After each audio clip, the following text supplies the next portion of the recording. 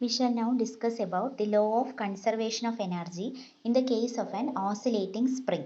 അപ്പോൾ ഒരു എലാസ്റ്റിക് സ്പ്രിങ്ങിനെ നമ്മൾ ഒരു എൻഡിൽ ഫിക്സ് ചെയ്തിരിക്കുകയാണ്, മറ്റേ എൻഡിൽ we are attaching a block of mass capital M. ഇതാണ് അതിൻ്റെ ഇക്വിലിബ്രിയം പൊസിഷൻ. ആ പൊസിഷൻ നമ്മൾ എക്സ് ഈക്വൽ ടു 0 എന്നെടുത്തു. ഇനി നമ്മൾ ഈ ബ്ലോക്കിനെ ഒരു എൻഡിലേക്ക് വലിക്കുന്നു, അപ്പോൾ അത് ഡിസ്പ്ലേസ്ഡ് ആയി അല്ലേ. The spring will get elongated and the spring is in a state of strain.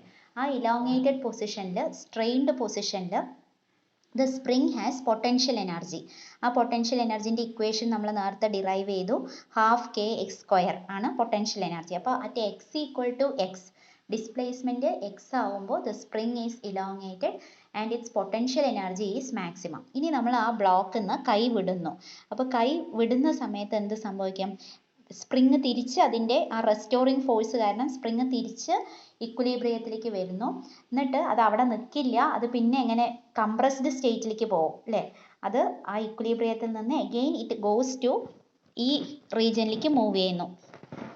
ആദ്യം അത് നമ്മൾ ഇലോങ്ങേറ്റ് ചെയ്തു, ആ ഇക്വിലിബ്രിയത്തിൽ അത് നിൽക്കുന്നില്ല, it moves to a compressed state. അപ്പോൾ ഇത് ഇങ്ങോട്ട് മൂവ് ചെയ്യുന്ന സമയത്ത് ഇക്വിലിബ്രിയത്തിൽ എത്തിക്കഴിഞ്ഞാൽ അവിടെ കംപ്രഷൻ ഇല്ല, potential energy is 0, strained state അല്ല. പക്ഷേ ആ സമയത്ത് the spring will have maximum kinetic energy. ഇത് ഈ സ്ട്രെയിൻഡ് പൊസിഷനിൽ നിന്ന് ഇക്വിലിബ്രിയത്തിലേക്ക് എത്തുമ്പോൾ the spring will have maximum kinetic energy. So it will overshoot the equilibrium position. ആ ഇക്വിലിബ്രിയം പൊസിഷനിനെ മറികടന്ന് ഓവർഷൂട്ട് ചെയ്ത് it will go to a compressed state. ആ കംപ്രസ്ഡ് സ്റ്റേറ്റിനെ നമുക്ക് x is equal to -x എന്നെടുക്കാം. ആ കംപ്രസ്ഡ് സ്റ്റേറ്റിൽ again it's potential energy is maximum.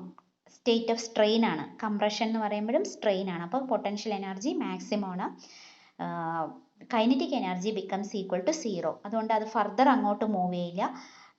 പിന്നെ again the spring will due to the restoring force it will come back to its equilibrium position. അപ്പോൾ അത് coming back എന്ന് പറയുമ്പോൾ potential energy കുറഞ്ഞു വരുന്നു, കൈനറ്റിക് എനർജി കൂടുന്നു. ഇക്വിലിബ്രിയത്തിൽ kinetic energy becomes maximum and it overshoots the equilibrium position and again it goes to the elongated state. അങ്ങനെ ഈ കംപ്രഷനും ഇലോങ്ങേഷനും കുറച്ചു നേരം കണ്ടിന്യൂ ചെയ്തുകൊണ്ടിരിക്കുന്നു. So in the case of an oscillating spring also, law of conservation of energy is obeyed. Total energy is partly kinetic and partly potential, and total energy at any instant of oscillation of the spring is a constant. അപ്പോൾ നമ്മൾ ആദ്യം potential energy is plotted along y axis and displacement along x axis. അപ്പോൾ ആദ്യം potential energy നോക്കാം. Displacement x ആയിരിക്കുമ്പോൾ potential energy is A maximum അല്ലേ. അപ്പോൾ നമ്മൾ പ്ലോട്ട് ചെയ്യുന്നത് displacement along x axis and potential energy along y axis. അപ്പോൾ displacement x ആയിരിക്കുമ്പോൾ എനർജി മാക്സിമം ആണ് and that curve is the, അതുപോലെ -xയിലും എനർജി മാക്സിമം ആണ്. So this curve represents potential energy. ഇനി ഇത് പാരബോള ആവാൻ കാരണം പൊട്ടൻഷ്യൽ എനർജീൻ്റെ ഇക്വേഷൻ ½ ആണ്. So the curve energy displacement graph is a parabola. ½ graph പാരബോളയാണ്. ഇനി ഈ മാക്സിമം ഡിസ്പ്ലേസ്മെൻ്റ് ഉള്ള പൊസിഷനിൽ കൈനറ്റിക് എനർജി 0 ആണ്. എക്സ് ഈക്വൽ ടു 0ലാണ് കൈനറ്റിക് എനർജി മാക്സിമം ആയിരിക്കുന്നത്. So this represents the kinetic energy curve. Inverted parabola ആയിട്ടാണ് കൈനറ്റിക് എനർജി കർവ് വരുന്നത്.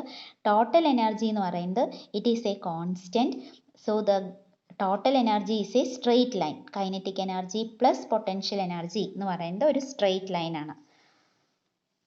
That is the total energy. Now we shall learn about conservative and non conservative forces.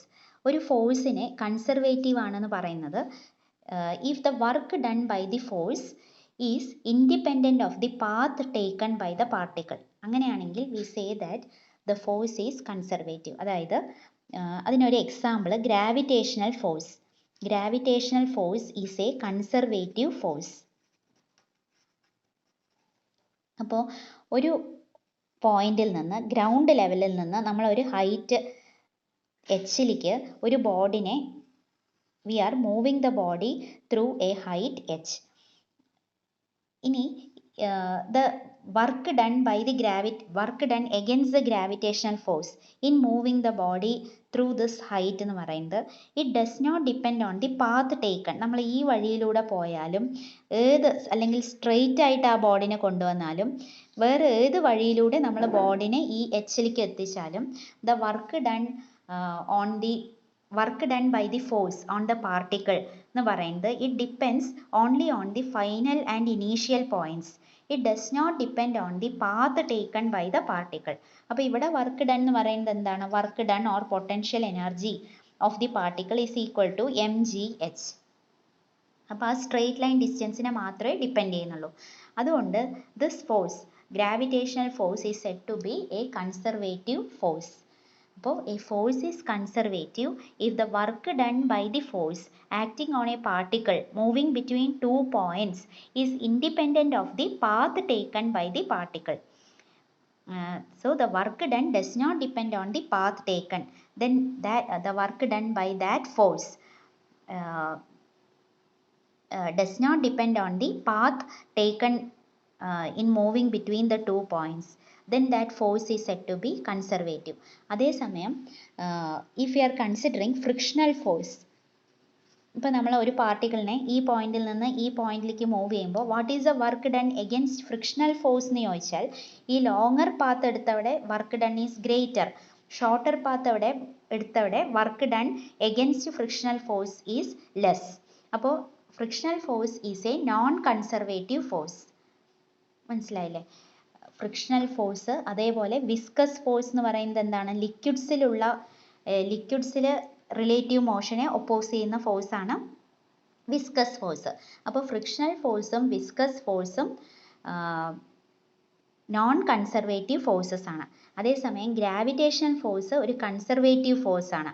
Electrostatic force is also a conservative force. ഇനി ഒരു conservative force ചെയ്യുന്ന work around a closed path is equal to 0. ഇപ്പോൾ നമ്മൾ ഒരു ബോഡിനെ ഇങ്ങോട്ട് എച്ചിലേക്ക് കൊണ്ടുപോയി തിരിച്ച് അതിനെ ഗ്രൗണ്ട് ലെവലിലേക്ക് കൊണ്ടുവന്നു.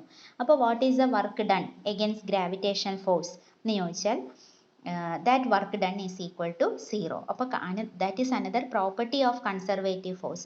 അതായത് total work done by a conservative force on a particle is 0 when the particle moves around a closed path and returns to the initial position.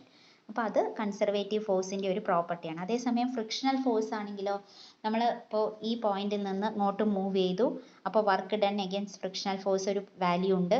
തിരിച്ച് ഇങ്ങോട്ട് മൂവ് ചെയ്യുമ്പോഴും ഫ്രിക്ഷണൽ ഫോഴ്സ് അതിനെ ഒപ്പോസ് ചെയ്യാണ് അല്ലേ? അപ്പോൾ അതിനെതിരെ നമ്മൾ വർക്ക് ചെയ്യണം. അപ്പോൾ ഡബിൾ വന്നു. Work done is not 0. അപ്പോൾ കൺസർവേറ്റീവ് ഫോഴ്സിൻ്റെ ഒരു പ്രോപ്പർട്ടിയാണ് work done by conservative force around a closed path is 0. So we have examples for conservative force: gravitational force, electrostatic force. Example for non-conservative force: frictional force, viscous force.